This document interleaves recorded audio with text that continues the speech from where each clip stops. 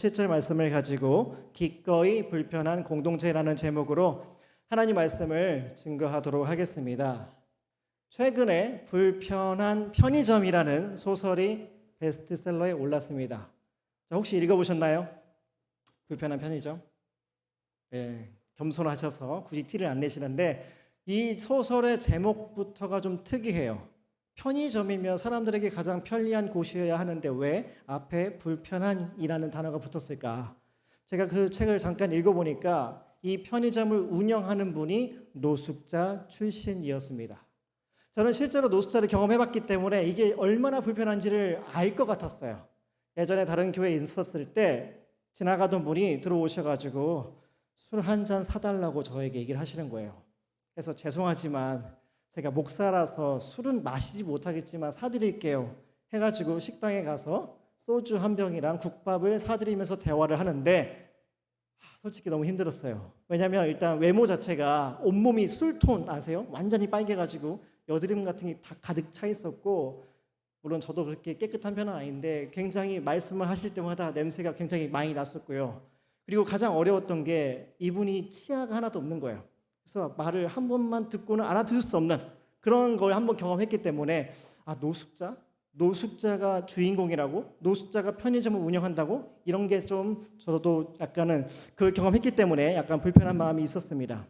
그런데 이 소설의 노숙자 출신 독고라는 사람은 노숙자 생활을 하다가 어느 날 갑자기 70대 할머니가 흘려버린 지갑을 찾게 돼요. 그래서 사례비를 주려고 했더니 그걸 거절합니다.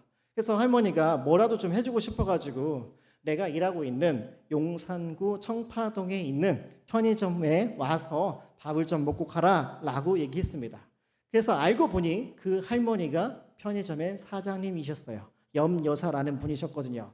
그 뒤로 이 독고는 하루도 빠짐없이 그 편의점을 가서 도시락을 얻어 먹습니다. 근데 8시가 되면 그 시간을 맞춰서 갔어요. 왜 그랬을까요? 그때 타이밍에 유통기한 지난 도시락을 폐기하기 때문이죠. 저도 옛날에 많이 먹어봤었거든요. 그 왕뚜껑 라면에다가 해물볶음밥 말아서 먹으면 맛있었는데 아무튼 그렇게 맨날 가서 밥을 먹었어요. 그러다가 어느 날은 밤에 20대 초반의 젊은이들이 편의점에 혼자 계시는 할머니한테 쳐들어가가지고 행패를 부렸습니다. 시비를 거는 거예요. 그러다가 돈까지 뺏으려고 하는 그 찰나에 짜잔 하고 이 독고 아저씨가 나타나서 미리 경찰한테 신고를 하고 그리고 할머니를 공격하지 못하게 막아줬습니다. 자, 할머니 입장에서 한번 생각해 보세요. 얼마나 고마워요. 자기 지갑도 찾아주고 자기가 위급할 때 도와줬으니까. 그래서 야간 알바 자리를 하나 제안합니다. 대신 술을 끊고 일해야 된다라고 하죠. 그래서 술을 끊기로 하고 야간 알바를 하기 시작해요. 그런데 그 편의점 자체가 불편해요. 혹시 청파동 가보셨나요? 골목길이거든요. 좁은 골목길. 거기다가 그 편의점은 다른 곳에서 다 팔고 있는 물건을 안 팔기도 했어요. 거기다가 그 편의점을 맡고 있는 사람이 누구예요? 노숙자예요. 독고라는 노숙자. 말도 되게 더듬더듬거리고 덩치는 곰처럼 엄청 산만하고 행동도 굼뜨니까 사람들이 가까이 가고 싶어 하지 않았습니다. 외모만 봤을 때는 비호감이었어요. 근데 시간이 지나면서 편의점에 적응하기 시작했어요. 그래서 성실하게 누가 보든 안 보든 CCTV 같은 거 의식하지 않고 최선을 다해서 열심히 일을 했습니다. 물론 같이 일했던 여러 다른 사람들은 처음에 대놓고 독고를 싫어했어요. 그런데 그런 모습을 보고 조금씩 편견을 깨기 시작합니다. 야간 알바가 있으면 주간 알바가 있겠죠. 그 소설 속에서 20대 시현이라는 주간 알바가 있는데 처음에 독고를 대놓고 싫어했습니다. 그런데 계속 똑같은 모습을 보여줘요. 성실하게 일해요. 요행을 부리지 않아요. 그걸 보고서 약간씩 마음의 문을 열고 있었는데 어느 날은 대화를 하는데 그 독고 아저씨가 그러는 거예요. 아니 저한테 이 편의점을 잘 정리할 수 있는 기술 팁을 많이 알려줬는데 그거를 유튜브에 찍어가지고 올리면 어떨까요? 라고 조언을 했거든요. 그래서 실제로 영상을 올렸더니 그 편의점보다 훨씬 큰 편의점의 점주가 보고서 그 사람은 스카웃 해갔습니다. 그때 처음으로 이 여자 취준생은 깨달은 거예요. 아, 내가 누군가에게 도움을 줄 수 있는 능력이 있구나. 그래서 독고에게 고마워했습니다. 그리고 또 어떤 사람이 있냐면 50대 생계형 알바를 하고 있는 오 여사가 나와요. 이분은 처음부터 독고를 대놓고 싫어했어요. 왜냐하면 자기 주변에 있는 남자들이 다 좋아할 만한 사람이 없었거든요. 남편은 집을 나가버렸고 아들이라고 하나 있는데 명문대학교를 졸업해가지고 대기업을 취직했다가 얼마 안 있다가 회사를 때려치고 맨날 집에서 안 나오고 게임만 하고 있는 거예요. 그래서 너무 힘들었고 싫었습니다. 아들과의 관계가 계속 안 좋아지고 있는 상황이었어요. 그래서 독고를 보는데 처음에는 내 주변에 있는 다른 남자들처럼 안 좋은 마음을 가지고 봤다가 똑같은 자리에서 성실하게 일하는 걸 보면서 어떤 생각이 들었냐면 내 아들이 어쩌면 저 노숙자보다 못한 인생을 살고 있는 거 아닐까? 라는 마음을 갖기 시작했고 만감이 교차하면서 울어버려요. 그걸 보고서 이제 독고랑 상담을 하게 됩니다. 그리고 자기 가정이 이렇게 힘들다라고 하는 것들을 다 이야기를 했어요. 그때 독고가 이런 조언을 합니다. 뭐라 그러냐? 삼각김밥 하나랑 진심이 담긴 편지를 하나 써서 아들에게 건네주세요. 그랬더니 실제로 그 오여사가 그대로 해요. 삼각김밥과 자기가 평소에 가지고 있었던 마음을 그대로 담은 편지를 줬더니 아들이 그걸 받고 펑펑 울었어요. 엄마 내가 잘못했어 하면서.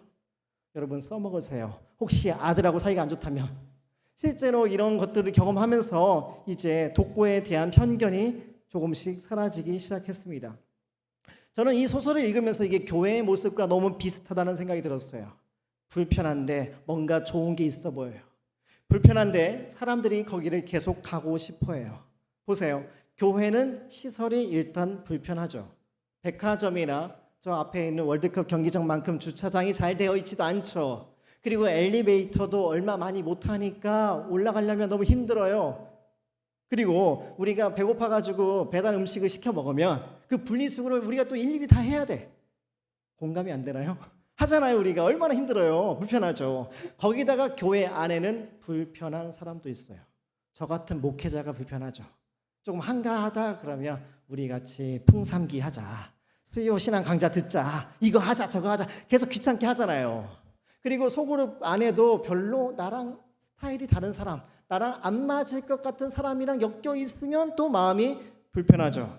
그리고 별 마음 없이 그냥 예배를 잘 드리고 있는데 갑자기 옆에 사람하고 얼굴도 잘 모르고 이름도 모르는데 인사를 하라는 거예요. 사랑합니다. 축복합니다. 얼마나 불편해요. 그렇게 불편한 것들이 많이 있습니다. 교회 안에. 그런데 사람들이 교회 안으로 몰려옵니다. 왜 그럴까요? 뭔가 기대하는 게 있기 때문 아닐까요? 뭔가 이 교회에 오면 좋은 일이 일어날 거야 라는 생각이 있는 거죠. 아까 그 편의점도 겉으로 봤을 때는 불편했었는데 편견이 깨져요. 깨어졌던 관계가 회복되는 것처럼 우리 교회 안에도 뭔가 불편한 건 많이 있지만 어떤 좋은 일이 있진 않을까? 진정으로 지금 당장은 우리 교회가 부족하다 할지라도 교회다운 모습을 회복한다면 우리가 소망하는 그 무엇인가를 우리가 경험할 수 있지 않을까 하는 기대가 우리 안에 있을 겁니다. 그래서 오늘 이 시간에는 사도행전에 나오는 여러 교회가 있는데 그중에서 예루살렘 교회에 집중할 겁니다. 가장 이상적인 모습으로서 교회가 나오고 있거든요. 그래서 우리는 첫 번째로 이 예루살렘 교회의 4가지 특징을 살펴볼 거고요. 두 번째는 우리가 그러면 어떻게 하면 예루살렘 교회의 모습을 조금이라도 닮아갈 수 있을 것인가 함께 생각을 해보겠습니다. 자, 먼저 오늘 우리가 읽은 본문은 오순절에 마가의 다락방에서 120명의 제자들이 성령 충만을 경험한 그날에 일어났어요. 그리고 나서 베드로가 설교를 해요. 그때 3,000명이 한 번에 예수님을 믿고 변화되죠. 내 인생에 언제 그런 날이 올까요? 한 번 설교로 3,000명이 변화된다.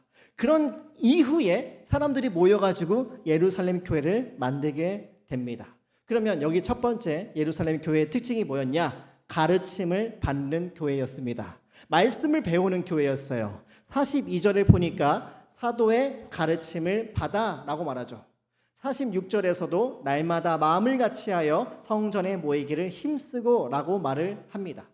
예루살렘 교회는 사도를 통해서 가르침을 받는 교회였어요. 근데 왜 예수님의 제자라고 말하지 않고 사도라는 말을 썼을까요? 사도가 뭘까요? 사도라는 단어는 헬라어로 아포스톨로스라는 단어인데 보냄을 받은 자라는 뜻을 가지고 있습니다. 그러면 이 사람들은 누구한테 보냄을 받았을까요? 예수님께 보냄을 받은 거죠. 그러니까 이걸 뭘 의미하는 거냐면 그냥 내가 알려주고 싶은 거, 내가 알고 있는 것을 자기 마음대로 가르치는 게 아니라 예수님에 대한 거, 예수님이 누구이신지, 이 땅에 왜 오셨는지, 여기서 말씀하신 그 설교의 내용과 십자가의 죽음과 부활의 의미가 무엇인가를 알려주기 시작했다는 겁니다. 왜 그렇게 했냐? 예수님이 그렇게 하라고 명령을 하셨거든요. 그걸 어떻게 알 수 있는지 한번 보겠습니다. 마태복음 28장 20절인데요. 다 함께 읽어보겠습니다. 시작. 내가 너희에게 분부한 모든 것을 가르쳐 지키게 하라. 볼지어라 내가 세상 끝날까지 너희와 항상 함께 있으리라 하시니라 라고 말씀하죠. 예수님이 오시는 그날까지 예수님에 대해서, 이 진리에 대해서, 복음에 대해서, 하나님 나라에 대해서 가르치고 지키게 하라고 명령을 하셨어요. 그런 이유 때문에 저와 여러분도 교회 안에서 하나님 말씀을 배우셔야 합니다. 저도 더 열심히 연구를 해야 되고요. 여러분도 교회 안에서 배울 수 있는 모든 하나님의 말씀에 대한 것들을 배우셔야 돼요. 이게 왜 중요하냐면 우리는 날마다 복음을 들어야만 살 수 있거든요. 우리가 날마다 복음을 듣지 않는다면 세상에서 들리는 소리가 진리라고 믿어버려요. 세상적인 가치관에 나도 모르게 휩쓸릴 수밖에 없습니다. 100여 년 전에 히틀러의 나치가 집권을 했었던 그 독일의 본회퍼라는 목사님이 계세요. 그분이 신자의 공동생활이라는 책에서 이렇게 얘기합니다. 그리스도인은 자신에게 하나님의 말씀을 말해줄 다른 그리스도인이 필요하다. 그가 의심과 절망에 빠질 때마다 다른 그리스도인들이 필요하다. 왜냐하면 진리를 기만하지 않고서야 자신의 힘으로 자기를 돕는다는 것은 불가능하기 때문이다. 그는 거룩한 구원의 말씀을 담아서 전해줄 형제 자매가 필요하다라고 말했어요. 공감되지 않으세요? 오늘 주일날 예배 드린 다음에는 별로 생각이 안 나겠지만 화요일, 수요일, 목요일이 되면 이걸 우리 자꾸 느낍니다. 왜냐하면 우리가 예배를 마치고 세상 속으로 들어가면 어두운 터널을 지나가야 돼요. 세상이 우리의 믿음을 잘 기르도록 협조해 주지 않아요. 자꾸 우리를 힘들게 하죠. 그래서 세상은 가장 큰 특징이 뭐냐? 경쟁시키잖아요. 자꾸 이겨먹으라고 그래요. 1등 하라 그래요. 그래서 능력이 없으면 쓸모없는 존재라고 말을 합니다. 그런 메시지를 들으면 우리는 너무 좌절하죠. 나는 여태까지 뭐하고 살았지? 남들 저렇게 열심히 노력할 때 나는 노력 안 했나? 왜 나는 이렇게밖에 못하는 거지? 아니 나는 태생부터가 잘못된 거 아닌가? 별로 형편없는 집안에 태어나가지고 이거밖에 못하는 거 아닌가? 하면서 자꾸만 남들과 비교하면서 나를 깎아내릴 수밖에 없습니다. 그런데 복음을 들으면 우리 마음이 달라져요. 복음은 우리에게 뭐라고 말하는데요? 그 사람들이 너를 받아주는 게 중요한 게 아니고 하나님이 너를 그리스도 안에서 이미 받아주셨다. 너가 죄인임에도 불구하고 의인이라고 쳐주시고 가장 사랑받는 자녀로서 아들과 딸로서 받아주셨다. 그렇기 때문에 이것을 믿는다면 남들과 비교하면서 깎아내리지 않고 하나님 안에서 내가 얼마나 사랑받는 존재인지를 알 수 있다. 그래서 이 세상을 담대하게 꿋꿋이 이겨낼 수 있다. 이 복음을 우리가 들어야 되거든요. 그 복음을 들으려면 우리가 이 말씀을 배워야 됩니다. 이게 단순히 옛날에 흘러갔던 역사책에 불과한 게 아니고 지금도 살아서 나에게 영향을 끼치는 책, 나에게 하나님 나라의 비전을 보게 해주는 책이구나. 이걸 우리가 깨닫고 읽고 묵상하고 적용을 해야 돼요. 그리고 교회 안에서 믿음이 연약한 사람들한테도 복음을 들려줘야 됩니다. 믿음이 없는 의심이 많은 사람한테도 필요하지만 오랫동안 신앙생활을 했지만 은혜가 없는 사람들한테도 필요해요. 율법주의에 빠진 사람들이 많이 있거든요. 저도 그랬었고 지금도 아직 그런 쓴뿌리가 있어요. 예를 들면 이렇게 얘기하는 거예요. 교회에서 드리는 모든 예배는 절대 빠지면 안 돼. 빠지는 사람은 그 사람은 예수 믿는 거 아니야. 불신자야.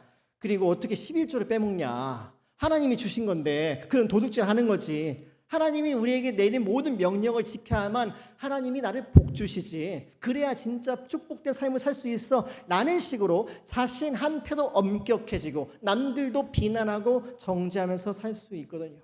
그런 사람에게 복음이 필요합니다.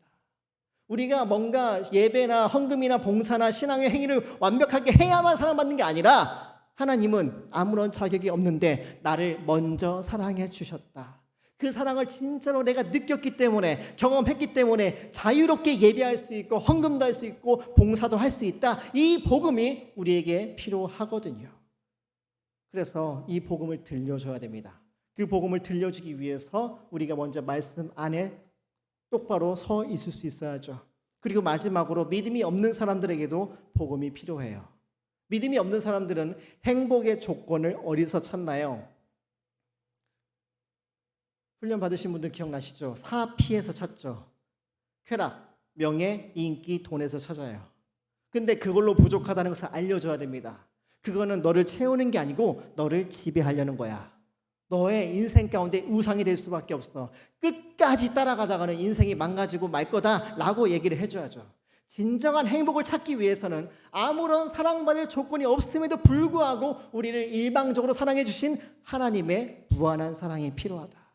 그분을 믿기 때문에 하나님 나라의 꿈을 꾸고 그 속에서 우리의 삶의 목적을 찾는 게 너무나 중요하다. 이 깨어진 세상을 바라보면서 이 깨진 세상을 내가 어떻게 회복할 수 있을까? 이 비전을 찾는 게 진짜 행복의 조건이다. 이 복음을 말해줄 수 있어야 됩니다. 그래서 하나님의 말씀을 머리로 배우고 삶으로 익히는 게 필요해요.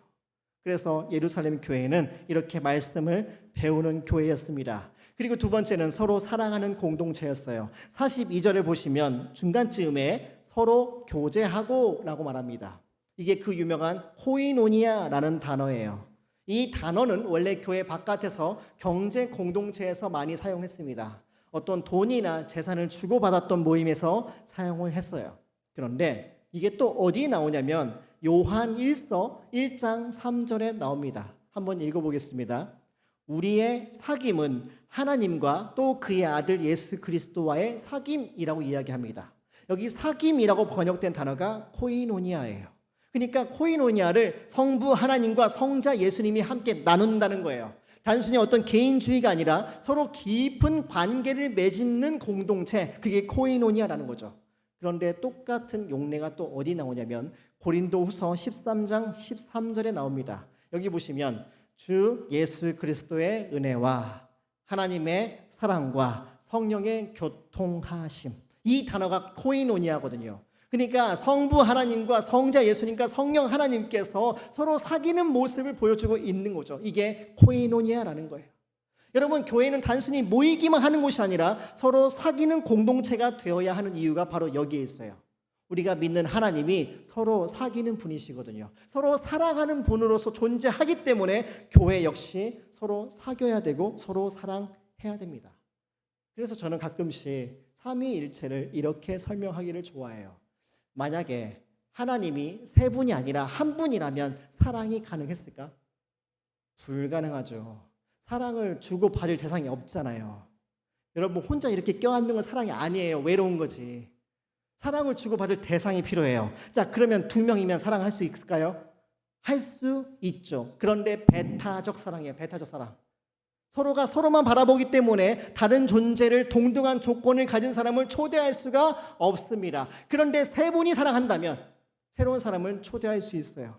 그들이 서로 자리를 바꿔가면서 서로가 서로를 양보해 주면서 사랑할 수 있거든요. 그게 삼위일체 하나님께서 보여주신 사랑의 모습이죠. 이걸 전문적인 용어로 페리코레시스라고 하는데, 이거 우리나라 전통 무용 중에 강강술래라고 비슷해요. 강강술래, 계속 돌면서 중심 자리, 핵심 자리가 바뀌어가면서 서로를 세워주는 거죠. 양보해 주는 거죠. 섬겨주는 거죠.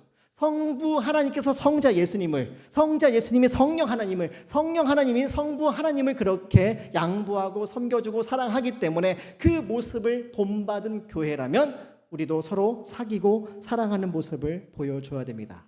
그러면 예루살렘 교회는 어떤 모습으로 사랑했는가? 44절부터 45절을 다 함께 읽어보겠습니다. 시작. 믿는 사람이 다 함께 있어 모든 물건을 서로 통용하고 또 재산과 소유를 팔아 각 사람의 필요를 따라 나눠주며 라고 말합니다. 믿는 사람이 다 함께 있다라는 말은 함께 살았다라는 뜻이에요. 살림을 차린 겁니다. 그리고 여기 서로 통용했다라는 말은 네 거 내 거 없이 모두가 함께 물건을 사용하는 공동체였다는 거예요. 근데 여기서 가장 충격적인 말이 뭐냐면 자기 재산을 팔아서 나눠줬다는 거예요. 여러분, 여기서 한 가지 조심해야 될 게 있어요. 이 부분을 읽을 때, 해석할 때 이데올로기적으로 해석하면 안 돼요. 봐라, 성경에서 사유 재산을 부정한다, 공산주의처럼 사는 게 맞는 거 아니야? 라고 말하면 절대 안 됩니다. 왜냐하면 공산주의는 강제로 정부에서 개인의 소유를 빼앗아가는 거잖아요. 그런데 여기선 그 누구도 빼앗지 않았어요. 자발적으로 자기가 섬기고 싶어서 그 재산을 팔아서 나눠줬던 거죠. 그뿐만 아니라 재산을 한꺼번에 다 처분하지 않았습니다. 그 증거가 46절에 보면은 집에서 모였다라고 말하죠. 만약에 집까지 팔아 넘겼으면 모일 수 있는 집이 없었겠죠. 그리고 16절에 나오는 것처럼 필요에 따라서 누군가가 갑자기 큰 수술을 해야 된다. 그래서 많은 돈이 필요한데 혼자 감당할 수 없으니까 우리가 함께 돈을 모아서 도와주자. 그런 식으로 사람들이 힘을 모아서 도와줬던 겁니다. 그리고 맨 마지막으로 45절부터 46절에 나오는 모든 동사의 시제가 미완료라는 시제로 돼 있어요. 이게 무슨 말이냐? 한 번의 행동으로 끝나지 않고 여러 차례 그런 일이 있을 때마다 자주 반복해서 재산을 팔아 나눠줬다는 겁니다. 핵심이 뭐냐면 자기 욕심만 채우기 위해서 사는 공동체가 아니고 다른 사람의 어려움을 함께 겪는 공동체였다는 겁니다. 1700년 전에 안디옥이라는 곳에서 설교했었던 요한 크리소스톰이라는 분이 있어요. 이분이 예루살렘 교회에 대해서 이렇게 표현을 합니다. 이것은 자기 것을 아무도 자기 것이라고 말하지 않는 천사와 같은 단체였다. 악의 뿌리가 잘려져 나갔다. 아무도 비난하지 않았고 아무도 시샘하지 않았고 아무도 인색하게 굴지 않았다. 거기에는 교만도 치욕도 없었다. 여러분 한번 생각해 보세요. 우리가 만약에 교회에서 누군가를 도와줄 때 생기는 문제가 뭔가요? 누구는 많이 내고 누구는 적게 내고 누구는 더 많이 도움받고 누구는 더 적게 도움받고 이걸 어떻게 해야 되나? 고민이 생기잖아요. 왜? 형평성을 따지니까요. 남들과 비교했을 때 누가 왜 더 많이 받아야 되냐? 왜 누가 더 많이 내야 되냐? 이걸 자꾸 계산하거든요. 그런데 예루살렘 교회는 그렇게 하지 않았습니다. 누가 시켜서 이거 하지 않았거든요. 남들에게 잘 보이기 위해서 내 신앙이 얼마나 대단한지 증명하기 위해서 이런 행동을 하지 않았거든요. 필요에 따라서 자신을 완전히 낮추고 겸손한 마음을 가지고 사람들을 도왔던 겁니다. 그런데 이게 어떻게 가능했을까요? 그 돈이 아깝지 않았을까요? 도대체 이 사람들의 생각은 어떻게 우리와 달랐길래 그런 삶을 살 수 있었을까요? 이 사람들은 지금 당장의 현실보다 영원히 존재하는 하나님 나라를 더 바라봤기 때문에 가능했습니다. 우리가 사는 이 시대는 인간의 수명이 자꾸 늘어나고 불치병도 정복한다 그러고 AI나 바이오 기술 같은 게 계속 개발되니까 천년 만년 살 것처럼 생각을 해요. 이 땅의 이 질서를 포기하고 싶지 않은 마음이 있는 거죠. 그런데 1세기 기독교인들은 달랐습니다. 예수님이 조금 있으면 다시 오실 거야. 재림하실 거야. 그분이 오시면 이 세상 전체가 하나님 나라로 완벽하게 변화될 거야. 새로운 세상이 올 거야. 그러면 이 시대가 끝나고 그 시대가 새로운 시대가 온다면 내가 가진 돈과 재산이 무슨 의미가 있을까?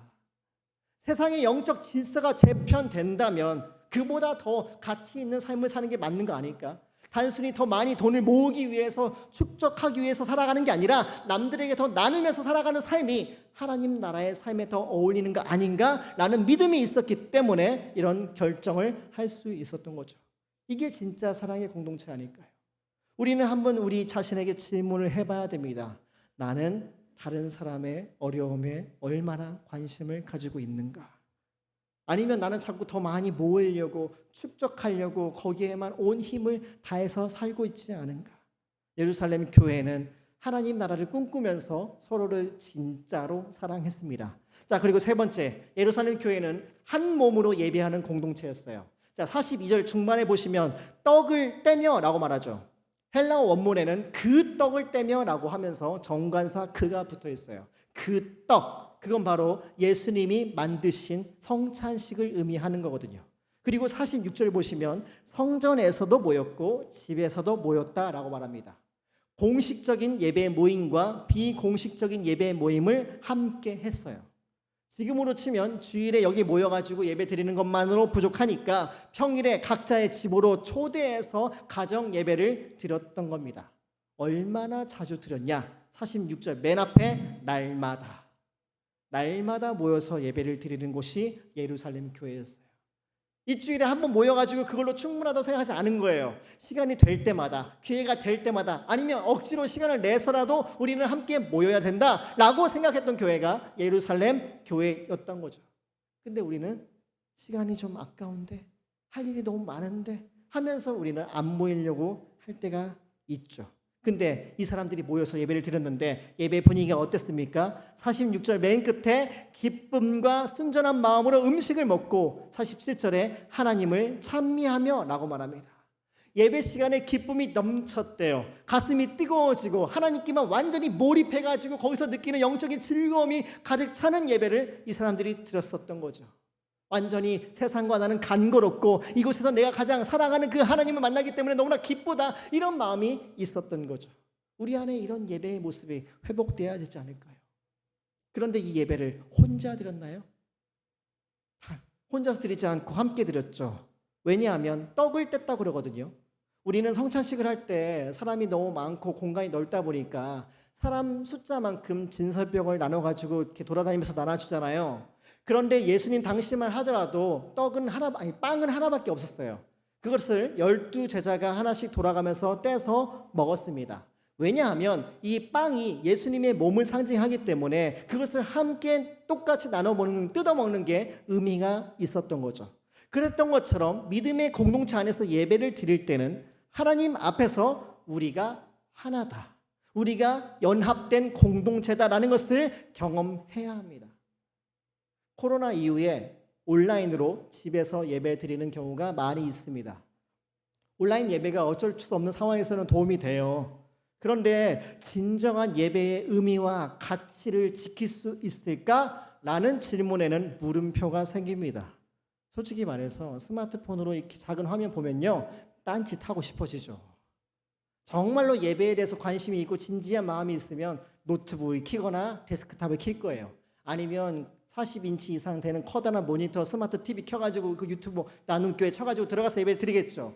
그리고 옷도 제대로 갖춰 입고, 그리고 성경책도 준비하고 헌금 시간이 되면 계좌이체를 해가지고 예배를 정성껏 드릴 겁니다. 그런데 문제는 뭐냐면 그 예배 동영상을 다 본 뒤에 함께 교제할 사람이 없는 거예요. 오늘 설교 시간에 서로 사랑해라 이 말을 들었는데 사랑할 사람이 옆에 없는 거예요.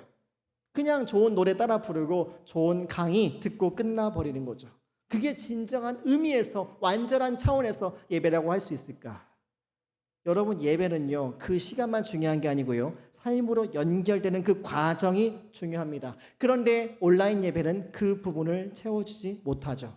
거기다가 혼자서 드리는 예배는 계속 혼자만 있고 싶어하는 그 습성을 더 강화시켜요. 누구와 함께 예배드리고 누구를 도와주고 챙겨주고 공동체에 섞이고 이런 거를 점점 더 기피하게 만듭니다. 그게 지속되잖아요. 그게 반복되잖아요. 그러면 영적 히키코모리처럼 될 수 있어요. 오늘 본문에 나오는 예루살렘 교회는 함께 떡을 떼고 교제하면서 이런 공동의 예배를 드렸습니다. 그리고 또한 오늘날 많은 교회의 예배가 구경꾼 예배로 전락할 위험이 있습니다. 사람들이 많이 모이면 모일수록 더 위험해져요. 왜? 옆에 있는 한 명 한 명을 잘 모르거든요. 얼굴도 잘 모르고 이름도 잘 몰라요. 성도들끼리 서로 교제가 없어요. 말 그대로 예배만 딱 보고 그냥 집에 돌아가는 거죠. 이런 현실을 보면 어떤 게 떠오르냐면 영화관이 떠올라요. 분명히 함께 영화관에 들어가가지고 같은 곳을 1시간 반 동안 똑같이 봤는데 영화가 끝나면 아무 상관없이 다 집에 가버리잖아요. 분명히 같은 방향을 향하고 있었는데 전혀 다른 인생으로 흩어져 버리죠. 실제로 아무런 상관이 없는 겁니다. 그런데 영화랑 예배는 달라요. 영화는 자기 만족을 위해서 오는 곳이라면 예배는 그게 아니라 하나님께서 주시는 그 기쁨으로 은혜로 채워지는 만족을 위해서 오는 곳이 예배거든요.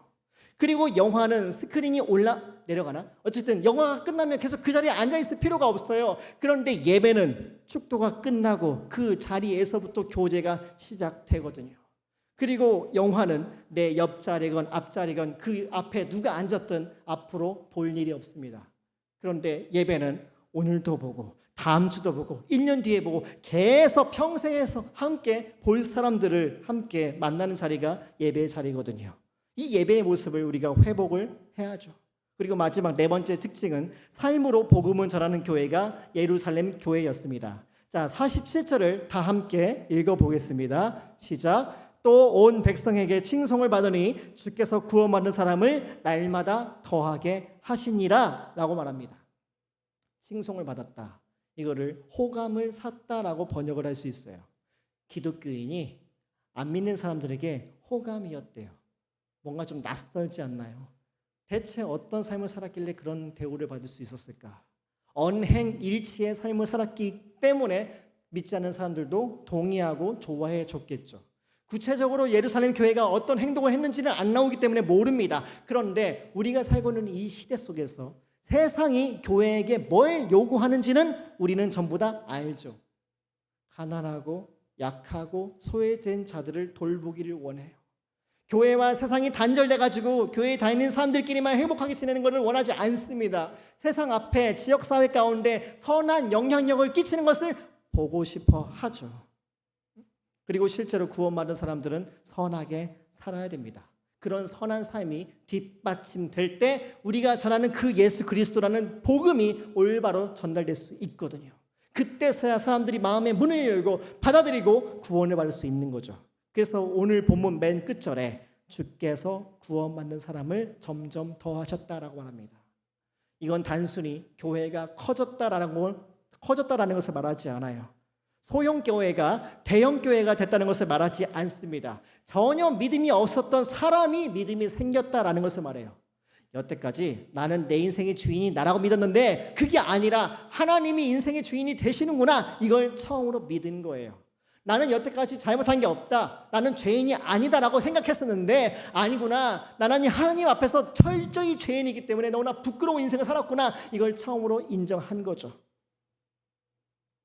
그리고 돈만 많이 벌면, 세상에서 높은 자리에 올라가면 행복할 수 있다고 생각했었는데 그게 아니라 하나님이 주신 그 무한한 사랑을 받아들일 때, 하나님 나라 안에서 진정한 인생의 목적을 발견했을 때 그때 인생이 행복한 인생이구나, 이걸 깨닫게 됐다는 것을 보여주는 거죠. 그래서 이건 단순히 교회의 수평 이동이 아니에요. 지옥에서 천국으로, 죄로 물든 세상 나라에서 의로운 하나님 나라로 수직 이동했다는 것을 보여주고 있는 겁니다. 그런데 우리는 전도하는 걸 두려워해요. 저도 두려워해요. 저도 무섭습니다. 전도하는 게 참 어렵죠. 왜냐하면 나한테 몇 마디 말을 듣는다고 해서 이 사람 생각이 바뀔까? 이 사람의 인생이 나 때문에 달라질 수 있을까? 라는 생각이 있고요. 괜히 잘 지내다가 기독교 얘기 꺼냈다가 관계가 깨지면 어떡하지? 복음을 거절하다가 나까지 거절하면 어떡하지? 그런 두려움이 우리 안에 있거든요. 그런데 잘 생각해 보세요. 한 사람을 붙잡고 복음을 전해서 그 사람이 변화되는 건 한순간의 행동으로 일어나지 않습니다. 카페 가가지고 커피 하나 주문하면 커피가 나오는 것처럼 한 번의 행동으로 그 사람의 열매가 곧바로 맺혀지지는 않아요.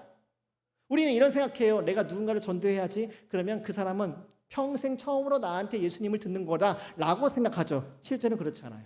의외로 많은 사람들이 전도를 받아봤고요. 복음에 대해서 전체는 아니지만 부분적으로 들어본 기억이 있습니다. 그래서 때로는 우리가 마무리만 하면 돼요. 마무리. 예를 들어 도끼를 10번 찍어야 나무가 넘어간다 그러면 이미 9번 찍은 거예요. 한 번만 쭉 건드기만 하면 돼요. 그래서 우리가 예수님이 예자만 꺼내면 그 사람이 바로 마음의 문을 열고 복음을 받아들일 수 있는데 우리는 거절에 대한 두려움 때문에 복음을 전하지 못하고 있는 건지도 모릅니다. 그리고 또 하나의 함정은 교회 안에 복음을 들어야 될 사람들이 많이 있어요. 그 사람들에게 전도할 생각을 우리가 하지 못하는 거죠. 일주일에 한 번씩 모여가지고 예배 드리는 것만으로 진짜 그 사람이 기독교인이다, 그리스도인이다 확신할 수 있을까요? 아니에요. 저는 유치부도 해봤고 초등부도 해봤고 중고등부 해봤고 청년부도 해봤는데 언제 가장 많이 느끼냐면 고등학교를 졸업하고 청년부에 올 때 그걸 가장 많이 느껴요. 일주일에 한 번씩 예배 드리는 것만으로 믿음이 생기지 않는다는 것을. 분명히 고3 때까지 열심히 예배를 드렸대요. 엄마가 무서우니까, 아빠가 돈을 안 주니까. 그래서 꾸역꾸역 열심히 예배를 드렸는데 나중에 청년부에 올라오는 거 보면은 어디 갔지? 분명히 몸은 교회에 앉아 있는데 생각은 다른 곳에 꽂혀 있는 거죠. 종교인으로 계속 살아가는 겁니다. 하나님과 교제하는 훈련이 안 돼 있는 거죠. 교회 오면 뭐 해야 되는지, 어디 가야 되는지, 사람들에게 어떤 말을 해야 되는지 그런 문화에 있어서는 베테랑이에요. 그런데 1대1로 하나님의 말씀을 듣고 묵상하고 기도하고 주님과 교제를 깊이 경험하는 것에서는 문외한 일대가 너무 많다는 거죠. 그 사람들에게 복음을 전해줘야 돼요. 제발 예수 그리스도를 믿으라고, 하나님 나라의 복음을 받아들이라고 말을 해줘야 됩니다. 자, 지금까지 저는 초대교회의 가장 이상적인 교회였던 예루살렘 교회의 4가지 특징을 말씀드렸어요. 말씀을 배우는 교회였고, 서로 사랑하는 교회였고, 한 몸으로 예배드리는 교회였고, 언행일치의 삶으로 복음을 전하는 교회였습니다. 자, 이제 끝났어요. 좀만 더 집중해 주세요. 이 예루살렘 교회 사람들이 이 모든 4가지의 일에 어떤 자세로 임했는가? 42절 맨 끝에 보시면 핵심 동사가 나오는데 오로지 힘쓰니라 라고 나옵니다. 오로지 힘쓰니라. 이 단어는 열심히 했다는 정도가 아니에요. 전념했다, 자신을 던졌다, 아주 오랫동안 지속적으로 자신의 모든 시간과 돈과 에너지를 쏟아 부었다라는 뜻입니다.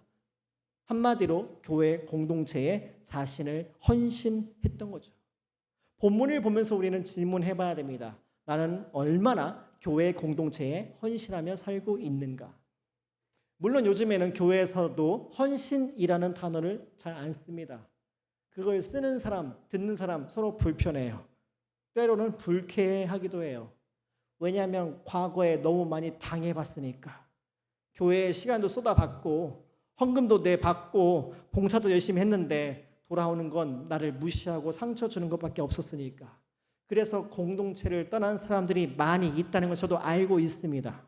그리고 저도 당해봤어요. 사역을 하기 전에도 여러 교회를 다니면서 교회 가운데서 얼마나 많은 상처를 받았는지 모릅니다.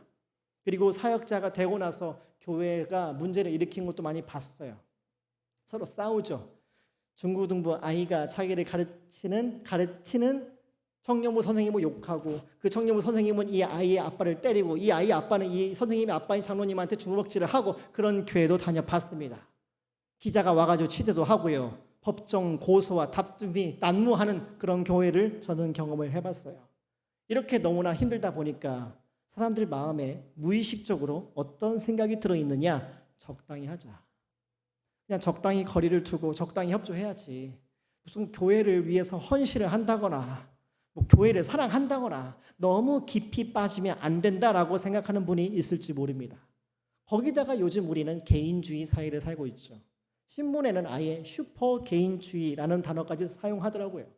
굳이 남들에게 다가가는 것도 내가 원하지 않고 남들이 나한테 다가오는 것도 되게 부담스러워해요.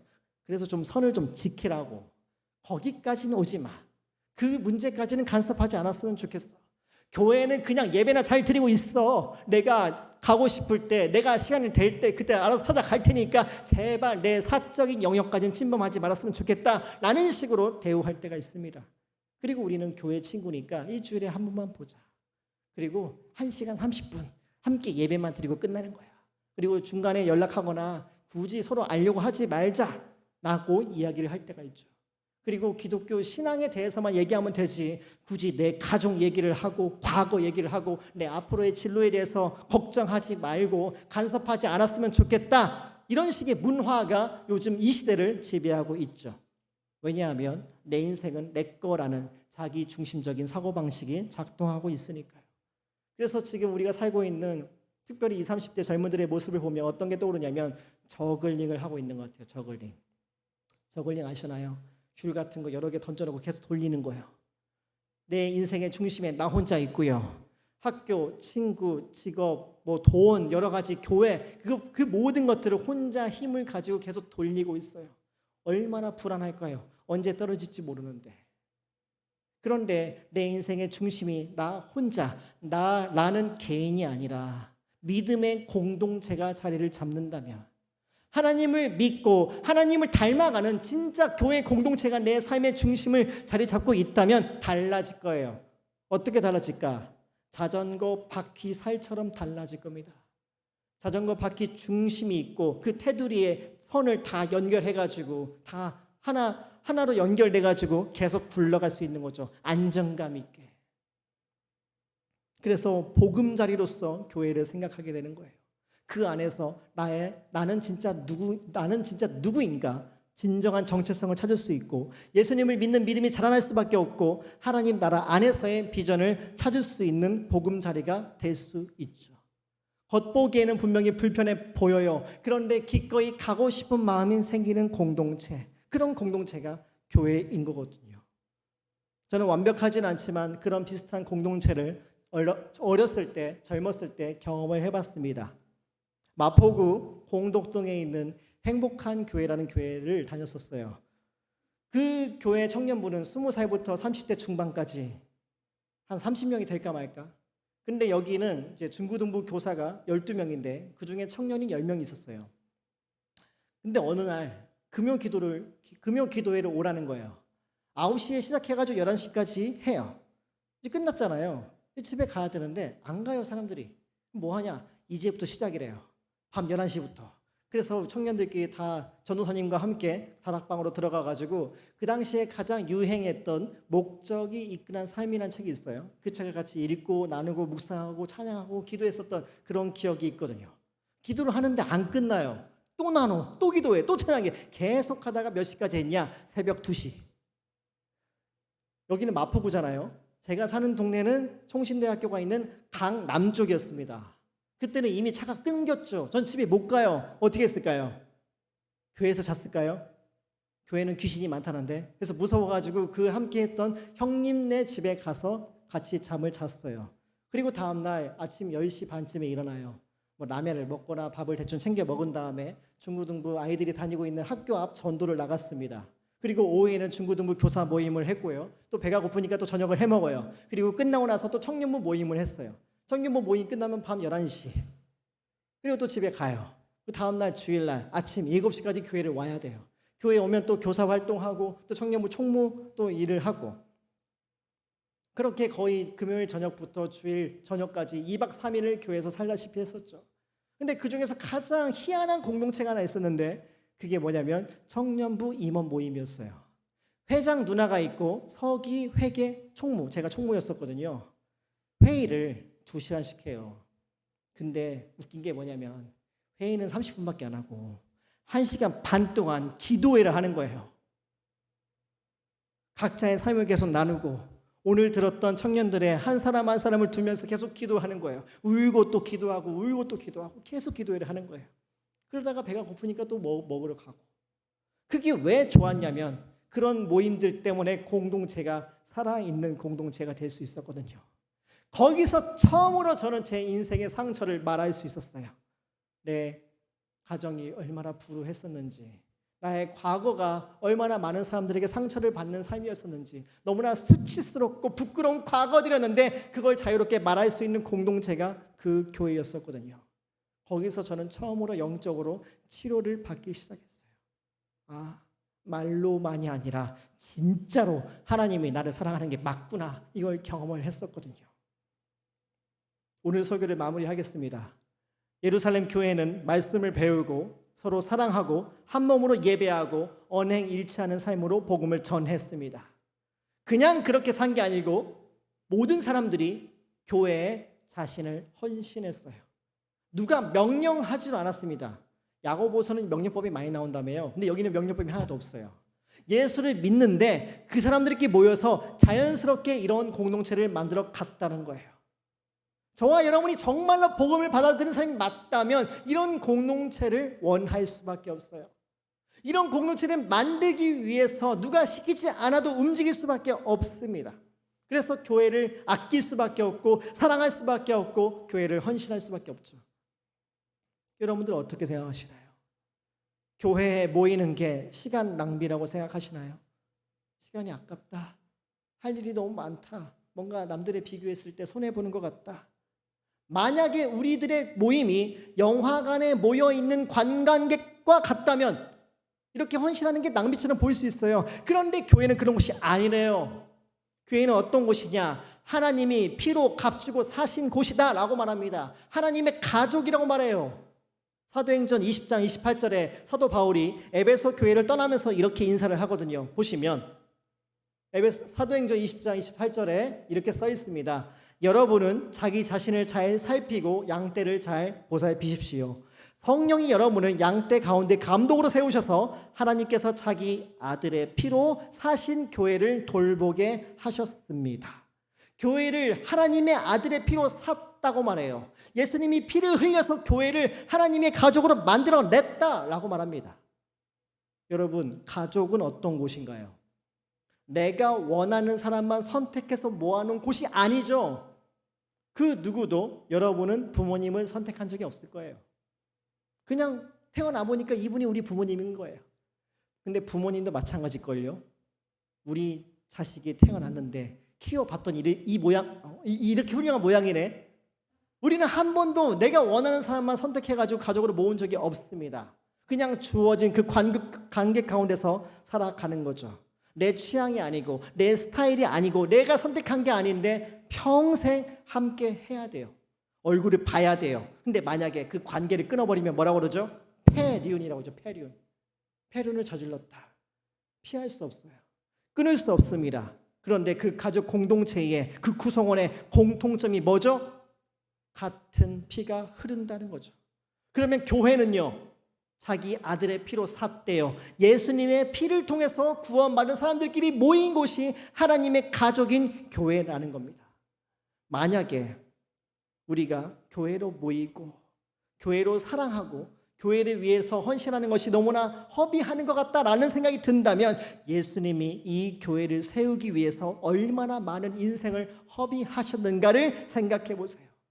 이 교회를 만들기 위해서 저와 여러분이 교회를 부르시기 위해서 자기 목숨을 던져야 했습니다. 왜? 저와 여러분을 탄생시켜야 되니까. 우리 모두가 예수님을 믿는 사람이고 기독교인이라면 우리는 교회에서 태어난 사람들이에요. 이 교회가 없었다면 우리는 태어날 수가 없었죠. 우리를 탄생시키기 위해서, 하나님을 믿게 하시기 위해서, 구원받게 하기 위해서, 세상 사람들이 알 수 없는 영원한 하나님 나라를 바라볼 수 있게 하기 위해서 교회를 탄생시키기 위해 자신의 하나밖에 없는 목숨을 바치신 예수님. 이 마음을 우리가 안다면 교회를 등한시할 수 없겠죠. 예수님은 자기를 신랑이라고 부르고요, 교회를 신부라고 불러요. 신랑은 신부를 절대 떠나지 않습니다. 버리지 않아요. 아무리 부족해도, 교회에서 갈등을 일으켜도, 상처를 준다 해도 끝까지 우리를 포기하지 않으세요. 언젠가는 더 거룩한 공동체로, 더 따뜻하고 겸손한 공동체로 예수님께서 이끌어 가실 거거든요. 이런 교회를 향한 예수님의 마음을 우리가 안다면, 예수님의 마음을 우리가 정말로 진정으로 경험했기 때문에 예수님이 교회를 사랑했던 것처럼 우리도 그 교회를 사랑할 수 있겠죠. 그리고 예수님께 그 사랑을 받는 교회는 저와 여러분이거든요. 우리가 예수님께 그 큰 사랑을 받았기 때문에 우리도 교회를 사랑할 수 있습니다. 그래서 예수님의 마음을 알아가고 그분을 닮아가고 그분의 부르심에 응답할 수 있는 저와 여러분이 되시기를 주님의 이름으로 부탁드리겠습니다. 이 시간 함께 기도하겠습니다. 이 시간 기도하실 때 교회를 위해서, 그리고 우리 자신이 교회라는 것을 잊지 않으면서 살아갈 수 있게 도와달라고 기도했으면 좋겠습니다. 오늘날 많은 사람들이 교회를 불편해합니다. 교회에 모여서 시간을 사용하는 게 아깝다는 거예요. 과거에 받은 상처가 너무 많아서 그 흔적이 자꾸 남아있고 트라우마가 떠올라가지고 더 이상 깊이 갈 수 없다라고 생각할 때도 많이 있죠. 하지만 여기 나오는 예루살렘 교회처럼 우리가 정말로 구원을 받은 사람들이라면, 예수님을 만난 사람들이라면 교회가 이상적이어서가 아니라, 나에게 필요한 모든 것을 다 제공해 주기 때문이 아니라, 완전하기 때문이 아니라, 부족하다 할지라도, 여전히 죄를 짓는다 할지라도, 내 마음을 몰라준다 할지라도, 상처가 있다 할지라도, 그럼에도 불구하고 예수님이 가장 사랑하기 때문에 우리도 사랑해야겠다라는 마음을 가질 수 있습니다. 그래서 점점 악해져가고 있는 이 세상 속에서 진정한 진리와 사랑을 경험할 수 있는 곳은 교회밖에 없구나, 여기밖에는 소망이 없구나, 이런 마음을 가지고 우리가 교회를 사랑할 수 있게 도와달라고, 주님께서 세우신 그 교회가 우리 자신이라는 것을 기억할 수 있게 도와달라고, 예수님께서 너무나 사랑하셔서 자신의 모든 것을 다 던지시고 다 희생하시고 탄생시킨 그 교회를 우리가 위해서 기도하고 교회를 섬기며 교회를 사랑할 수 있게 도와달라고 이 시간 간절한 마음으로 함께 기도하도록 하겠습니다. 사랑의 하나님,